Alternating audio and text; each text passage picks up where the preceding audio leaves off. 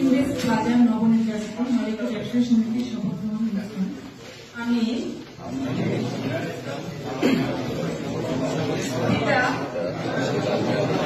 সমিতিতে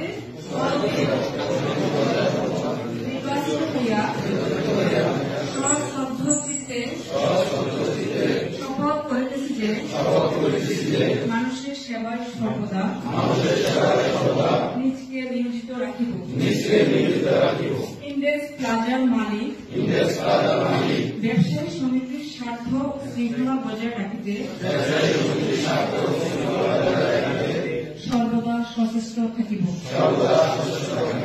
index plaza মালিক সমিতি ও ব্যবসায়ী সমিতির